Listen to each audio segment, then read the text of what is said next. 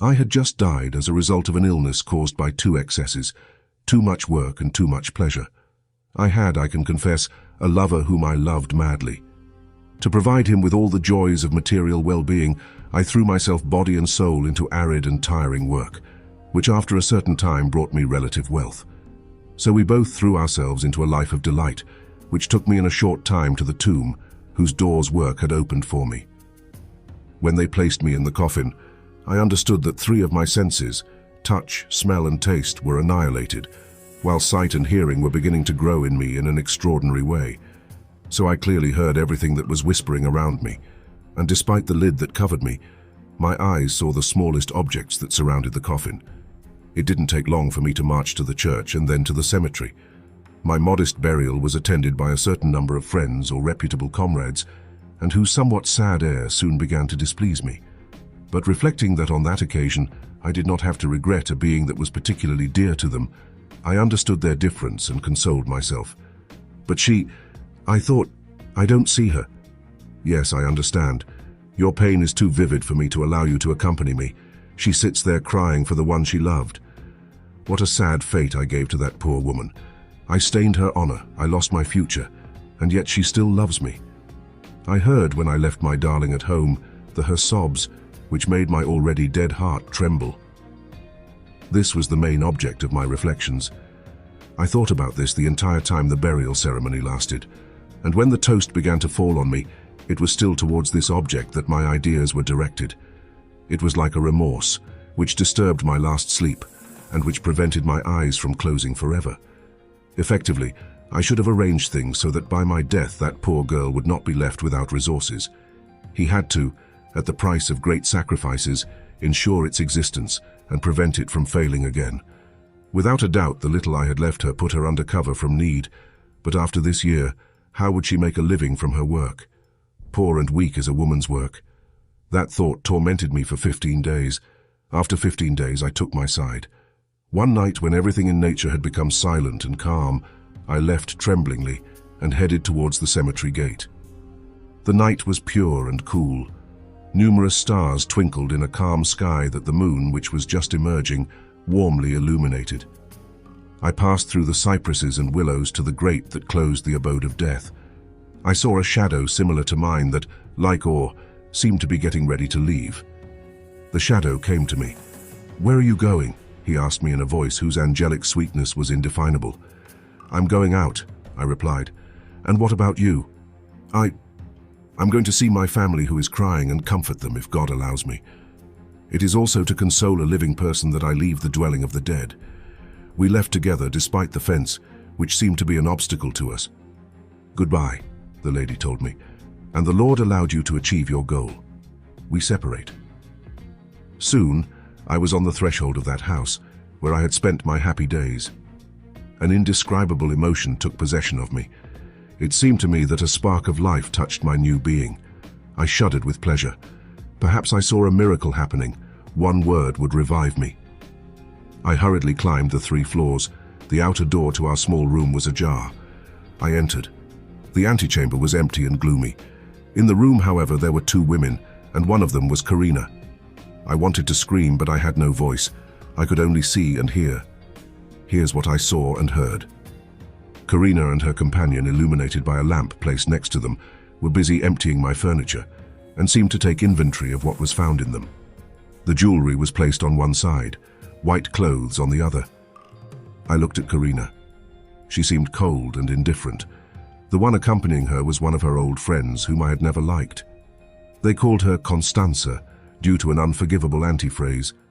She was a talkative girl and was keen to give advice that derived from her own behavior, which made it somewhat dangerous. She seemed, at this moment, very busy classifying the contents of my beloved, and would only interrupt to communicate to Karina the reflections that this examination suggested to her. "He wasn't rich at all," he said with a disdainful grimace. "It's true we had spent a lot this year. And you believed he didn't leave something out. Now, well no, look, here are the brand new shirts. Look here, this place smells bad. It definitely smells like a dead man. These windows have not been opened for 15 days. But you make me talk. Come on, hurry up, I'm in a hurry to leave." "Oh, it looks like we're scared." "Fear of what?" It's true that I wouldn't be able to come here alone. What do you want, Constanza? When we love, this always has some effect. And truth. The truth is that I cry. For 2 days, all the tears in my eyes. And then, afterwards, I ended up comforting myself. You can't live with the dead. I felt the spark of the life that electrified me go out suddenly, and something like a sigh of longing flew from my heart to yours. Karina and her friend left shortly after, each carrying a package of what they had found most precious. As for me, I had suffered a lot, but a kind of magnet held me close to Karina. I followed her. After a moment of silence, and when they found themselves in a lonely street, Karina mysteriously leaned into her companion's ear and said to her, "Do you already know that Ernesto spoke to me?" "Really? He's a good guy and has a good position." "What did you respond?" "Neither yes nor no. But I know that it's not possible to cry all your life. And besides, you can't stay like this. As for that, it's true. So, I don't know. I think there's no choice but to decide." I didn't hear another word. A few moments later, I found myself at the entrance to the cemetery. The shadow that had left with me also arrived at this time. "Already back?" I asked him. "What do you want?" The shadow replied to me in a sepulchral voice. "I had 2 brothers and I found them fighting over my inheritance. I had a sister. I found her happy and peaceful as before my death. Those people didn't need me. And you?" I couldn't answer anything. "Let's go. Let us therefore leave the living in their world of selfishness, and let us join those whom we foolishly left behind," he said, pushing me towards my tomb, and he also headed towards his own. Here is the stone of this tomb closing forever. However, if she had loved, I feel this well, this love would have done a wonder and I would have come back to life. O living ones, you do not know how to love. It is a dead person who tells you so.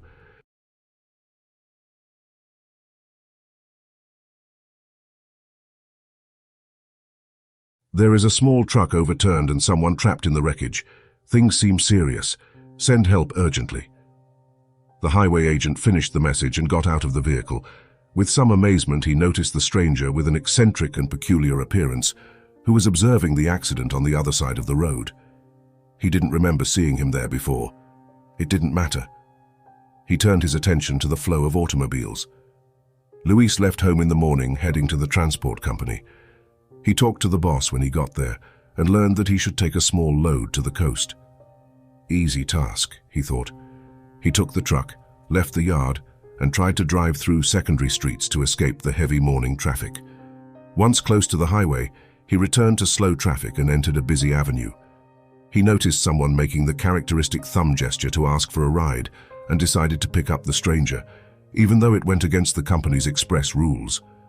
The stranger sat on the bench next to him and threw an ordinary backpack on the floor of the cabin.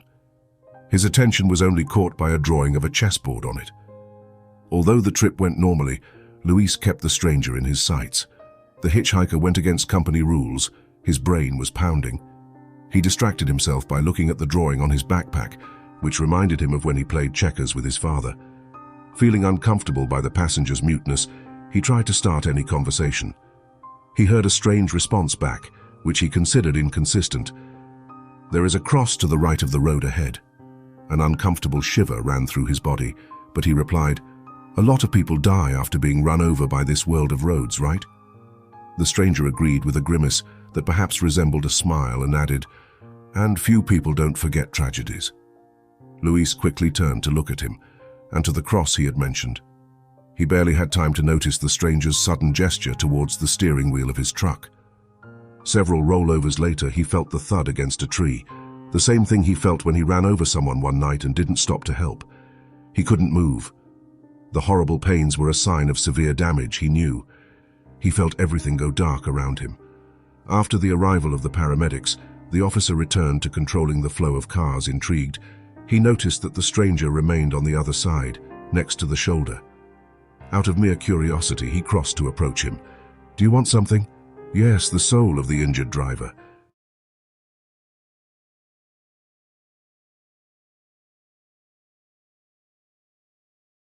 "Ah, my young soul, you're a lawyer and you know a lot about this unfair thing we call law," old Roberval told me one Carnival Tuesday. "You must have studied the history of law, right?" "Just a little Roman law, I confess." Yes, continued Roberval. Young people no longer study these boring, old-fashioned things, but I'm sure you know little about the real, legal practice of yesteryear. That is true, but what does this have to do with carnival? I asked. Well, continued the old man, sipping his beer, it all happened precisely on Shrove Tuesday. The block had descended the Federation and was now passing in front of Campo Santo, the most circumspect cemetery in Salvador. At that time, samba and frevo were played, none of this petulant axi. Firmino loved frevo. He knew how to take authentic frenetic steps like a skilled Recife native.